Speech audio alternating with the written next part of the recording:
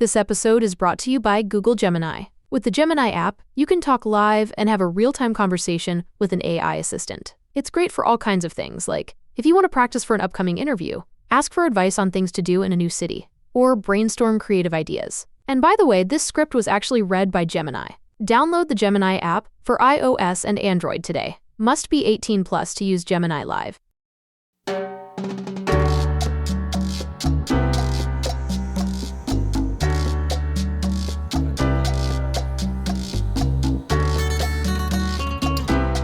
This is Find Your Dream Job, the podcast that helps you get hired, have the career you want, and make a difference in life. I'm your host, Mac Pritchard. I'm also the founder of Mac's List. It's a job board in the Pacific Northwest that helps you find a fulfilling career. Every Wednesday, I talk to a different expert about the tools you need to get the work you want. Don't let the naysayers fool you. Cover letters are not dead. And a good one can make all the difference in your next application. Brittany Brazell is here to talk about how to write a knockout cover letter. She's the Human Resources Manager at Our Children's Trust. It's a nonprofit public interest law firm that serves youth from diverse backgrounds. Brittany joins us from Portland, Oregon. Well, let's get going, Brittany. Is the cover letter dead? Great question. And, in recent years, there's nothing been as controversial as the cover letter in the HR world. And, I come from nonprofits. And so the cover letter is everything because it really highlights your connection to mission, to the organization, and shows us a little bit about yourself because it's so important to get that insight. So at least in the nonprofit world, it's alive and thriving. And why is that, Brittany? Why do hiring managers like you want to see cover letters? You mentioned it gave a chance for the applicant to stand out a bit, but tell us more about that. Yeah, it provides an opportunity to bring life to the resume. A resume has the skills, the positions you've worked at, your education, but really we want to see who you are and how you connect to what we're doing. Most nonprofits want to make the world a better place. And we want to see that our employees share that value. So that's what a good cover letter should accomplish. You read a lot of cover letters, Brittany. What are some common errors that you see people make that create bad cover letters? And what's been your experience? Yeah, generic cover letters. A cover letter, use it to your advantage. And, if you don't use it to your advantage, it will be your disadvantage.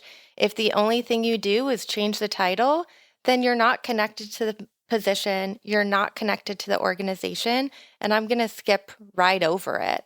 And so being hyper generic, I'll pass it over. If it is too full and you're trying to get everything in there, it doesn't leave much to learn. And so I tend to pass it over instead of move it forward. And I would say another big no, at least for me, is the picture on the cover letter. Not needed, a little bit of a waste of space. And I don't see the advantage of adding that picture. And you're concerned about the photo. Is it that it's wasted space, or are there other issues at play there when you see a photo on a cover letter? Great question. Yes, one, it's a waste of space. And two, it is an opportunity for unconscious bias to enter into the screening process. And, we want to reduce that as much as possible. And so at the end of the day, I don't care what you look like at all. I care about who you are, what you want to do in your professional life, what you want to do in your life in general, and how this position, an opportunity, an organization can support that. You mentioned packing in too much information into a cover letter. What advice do you have, Brittany, for a candidate who just wants to make sure you have all the information that they think matters? How do you persuade someone that less is more? Keep it to a page limit And, brevity is a skill. And so if you want to pack a lot in there, every word matters. So take time with it, use it as a piece of creative work, if you will, and as an exercise in your writing skills, because the cover letter is how you show your written communication skills. So spend time on it. You mentioned avoiding generic cover letters. I certainly did this earlier in my career. I think, and I've met lots of candidates who continued to do it. They treat applications as a numbers game, and they say, gosh, if I'm going to get out X number of applications every day or every week, I have to send a generic cover letter. What would you say to someone who is following that strategy and would tell you they don't have time to write a unique cover letter for every application? I would say yes, and it's impossible to create 100 unique cover letters. So I would really pick and choose the opportunities that you are really, really, really excited about and hyper focus on those cover letters. As a job seeker, that's my approach. I play the numbers game, but I also play that authenticity game. And so I send out resumes just to get that number in, to get that motivation, to feel excited. Sometimes I send out generic cover letters when I'm not super excited about the job. I'll throw my name in the hat, see what happens. But for positions that I really feel connected to, I take the time to make sure that my cover letter is reflective of how I'm feeling about the position and that the reader can feel that when they read it. Tell us more about why employers like you, or employers in general rather, don't like generic cover letters. Because you'll post a job and you'll get many applications. What is it about the generic cover letters when the applications come in that turns you off? It shows that you're not connected. You didn't do your research of who we are, what our values are. And that's an indication of a lack of commitment. And, nonprofits run lean. And so we need every person in our organization to be 100% on our mission. And a generic cover letter doesn't bring that. It's usually a list of this is what I do, this is this, but it shows nothing about who we are as an organization and how they connect to us as an organization. And when I'm looking at 100 cover letters for a single position, I'm looking for things to rule people out. And a generic cover letter with a lack of connection to mission, that's an easy rule out for me. Another principle that you recommend people follow when writing cover letters is to show in your cover letter that your education and experience has prepared you for the job. Tell us more about that. Brittany, how does that help your application when you make that connection in your cover letter? Yeah, like I said, the cover letter brings your resume alive and it creates that narrative that you want the reader to have. And so in your resume, it says, yes, I've worked in this position, I have this education. Okay, that's great. But how will that inform your work with us? And, sometimes nonprofits, people are more connected to the mission than maybe their resume is reflective of. I want to see that. Because when I review a resume, I'm like, okay, why is this person applying? I don't see the connection. I move over to the cover letter. I go, that's the connection. That's it. And it may come from professional or educational experience, but it might come from lived experience or personal passions. And so if you can integrate, like, yes, this is a position I've held and it directly ties into XYZ of your organization, your mission, that's a home run for me. And I get excited and I keep reading. Well, terrific. We're going to take a break. Stay with us. When we come back, Brittany Brazell will continue to share her advice on how to write a knockout cover letter.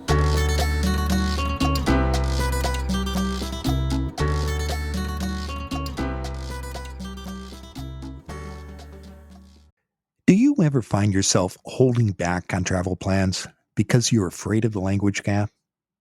Well, no need to mind the gap if you have Babbel.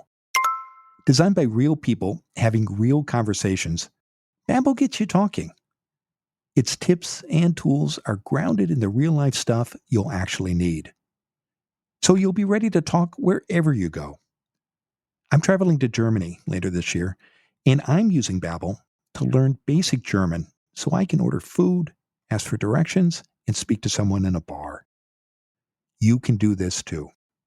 Here's a special, limited time deal for our listeners. Right now, get up to 60% off your Babbel subscription. But only our listeners at babbel.com/dreamjob. Rules and restrictions may apply. This show is sponsored by BetterHelp. One of the best habits I've formed is keeping a gratitude journal. Every night, I write down 3 things for which I'm grateful. And what stands out, besides my good fortune, is the difference so many people have made in my life. This time of year is all about gratitude and giving thanks to others. But besides the people who help us, there's another person we don't thank enough: ourselves. We're often our own worst critics, and we may forget that we're trying to do our best. Therapy can help you learn skills that empower you to be the best version of yourself. If you're thinking of starting therapy, give BetterHelp a try. It's entirely online. Just fill out a brief questionnaire to get matched to a licensed therapist. Let the gratitude flow with BetterHelp. Visit betterhelp.com/dreamjobpod today to get 10% off your first month. That's BetterHelp, HELP.com/dreamjobpod.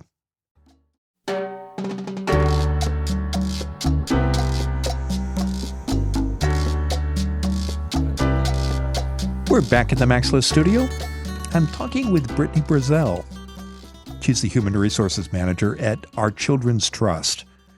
It's a nonprofit public interest law firm that serves youth from diverse backgrounds. Brittany joins us from Portland, Oregon.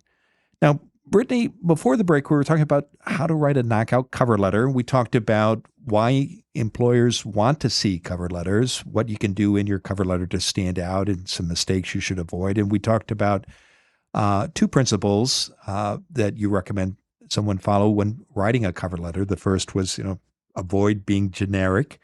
And another one was to look for ways to connect your education and experience to that specific position. Let's talk about a third principle you encourage applicants to follow, and that's to show the employer in your cover letter what you can expect if you're hired. Tell us more about that, Brittany. What do you have in mind? Well, I mentioned in the first segment, this is an example of your written communication. And so definitely use that to your advantage. Also, this, is an opportunity to tell the hiring manager what they can expect of you very clearly and directly. And, I think this is a really unique way to stand out in a pile of cover letters. And one of my favorite phrases that I like to use in cover letters and interviews is, working alongside me, you will find ... Let them know what it's like to work for you. I tend to be playful at times in my working relationships, and I'm also, dedicated to excellence. So I put that in so that they know that, I come with a little bit of playfulness. And again, it brings to life that resume. It makes you a real person, and you're priming the reader to start thinking about you in that position, you in that organization, and what it's like to work alongside of you. Because ultimately, your goal is to work alongside that hiring manager. So why not create the narrative for them? This is what it's like. What would you say to an applicant who might worry that if they show too much of their personality, it might backfire, that instead you should just focus on your qualifications and skills in order to get the job? I think it's a balance, and it varies depending on the employer. And ultimately, you're trying to find the best fit for you and your position and your skill set. And the hiring manager is doing the same thing. And so it's all about being authentic and showing them what you have to offer. And so that way they can make the best, most informed decision for them. And the only way is to really show them who you are. So be authentic. And if the door doesn't open, that's a good thing in the long run, isn't it, Brittany? It's okay. You're trying to find the perfect job for you. And on paper, that position may feel like that, but in actuality, if it's not bringing out the best of you, if you're not able to show up as your authentic self, be it playful, serious, hyper logistical, whatever it may be, then it's not the position for you, and keep searching because it's out there. Well, let's talk about the structure of a cover letter. And you're a big fan of a 3-part structure. Can you walk us through that? Brittany, let's start with the first part. It's the introduction, but you've actually got a name for it. Tell us about that first part. Yes, I call the first paragraph the connector. It's your opportunity to say, hey, I'm really excited about this opportunity. Here's why. And here's how my education and experience make me uniquely qualified to be successful in this role, in this organization. And so this first paragraph is the big opportunity that will either hook them or lose them. And so spend some time on this opener, do your research, add in buzzwords that you see either on the job posting or on their website, on their values. Say, yep, I feel that way too. And my education and my professional experience, which you will see on my resume, further supports my connection to this value. So good writers know, and I know you're aware of this too, you can tell someone something or you can show them. What have you seen work effectively in that first paragraph to show an employer that you are indeed excited and that you do indeed have the education and experience that make you the right person for this job? What has worked? Because that's a lot to do in one paragraph that might be 4 or 5 sentences. Mm-hmm. Be very mindful of every word and every sentence because it is short. So really highlight the value, the thing about the organization that you're most connected with. You don't have to list all of them, just the one that is the most powerful, that will have the reader looking at that paragraph and then be like, wait a second, they said their education and experience connects them. Let me refer back to their resume. Oh, yeah, it does. Okay. And so then you're having them go back and forth, and they're spending time on your materials. You're having them think about you in a different way. Other tips for that first paragraph? Just keep in mind, it's the introduction, it's the connector. It's you and them. Make the narrative to make it clear to them at this is why the two go together so well. So that's part 1. Take us through the second part of your 3-part structure for a cover letter. What do you need to do here, and how should you do it? I call the second part the mirror, and we kind of touched on it. This is where you talk about what it's like to work alongside of you. What kind of leader are you? What kind of employee are you? What kind of mentor will you be in this position? And really, again, create that narrative for the reader. Don't assume that they are going to put together the pieces of your resume and get the message you want them to get. Write it here. Write what you want them to know here. I am a passionate leader who supports my employees holistically. I am a dedicated employee who fights for the mission. Working alongside of me, you will see this, this, this. And self-awareness, I think it's a gift. And anytime that someone shows me that self-awareness, I'm like, yes, that's somebody who I want to work alongside of, because it also shows an openness to feedback. And so there's all of these subconscious messages that are hidden in the narrative that you are constructing for the cover letter reader. Are there writing prompts you recommend people use for that second part that will bring forward that kind of material, Brittany? I'm so happy that you asked that question, actually, because in any, job search, you should be, reflecting on one, what do you want out of a job? Two, what do you have to offer? And three, where do you want to go? And so, in doing those reflective exercises, it helps identify those words out, those values that your goals. And so that way, if you write it down, then you're just putting together the pieces and the cover letter starts to write itself. But know thyself and put it on paper for the reader to see.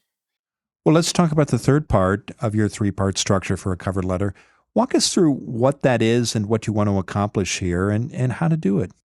Yes, the third paragraph, it's the closer.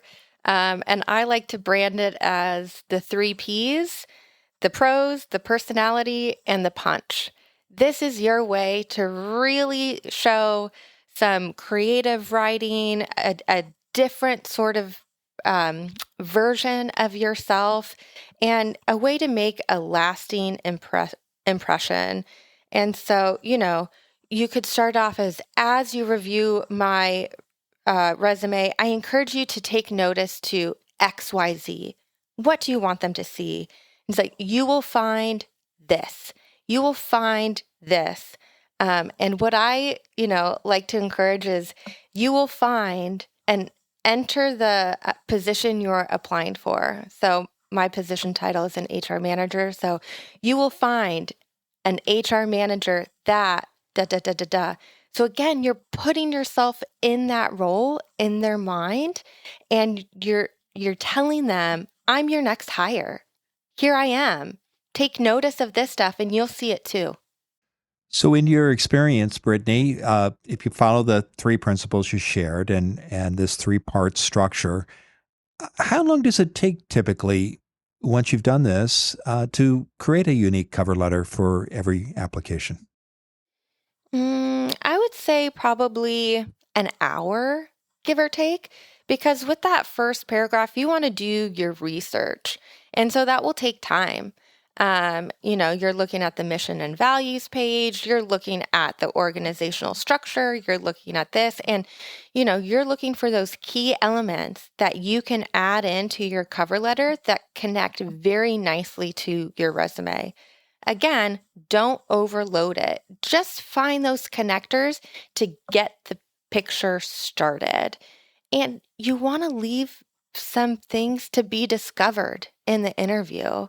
One of the main parts of a cover letter or purposes is to get that interview. And so, show them enough to where they want to learn more, but they're confident in the person that they're inviting to learn more from. So keep it brief, make it unique, and above all, get it done and send it out. Well, it's been a great conversation, Brittany. Now tell us what's next for you. As an HR professional, sometimes I see just right in front of my face for the day. And so I will be working on my open enrollment package. Open enrollment's my favorite time of year. It's a time as an employer we can show how we care for our staff. And as a job seeker, I also want to encourage everybody to ask what the benefit package is during the interview process, because you will learn a lot about an organization based off of what's in their benefit and total rewards packages. Well, terrific. I know that you invite listeners to connect with you on LinkedIn. So if you'd like to learn more about Brittany and her work, you can find her there. And when you do reach out to her, please mention that you heard her on Find Your Dream Job. Now, Brittany, given all the great advice you've shared today, what's the one thing you want a listener to remember about how to write a knockout cover letter? Be authentic, because it comes through. And, we're people hiring people who have skills and experiences that they bring along with them. But we're people first. And so show your personhood in that cover letter and have fun with it.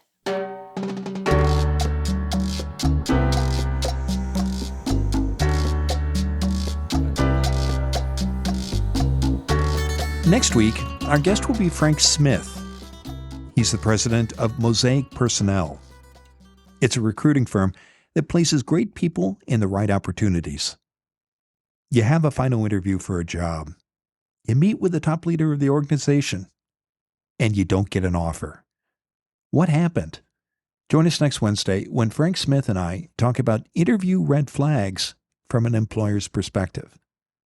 Until next time, thanks for letting us help you find your dream job. This show is produced by Max List. Susan Thornton-Hoff schedules our guests and writes our newsletter. Lisa Kislen-Berry Anderson manages our social media. Our sound engineer and editor is Matt Fiorillo. Dawn Mole creates our transcripts. And our music is by Freddie Trujillo. This is Mac Pritchard. See you next week.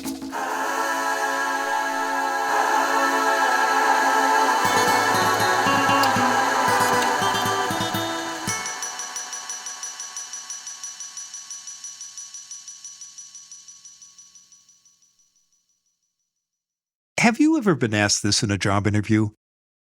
Tell me about a time when you didn't agree with your boss. What would you say?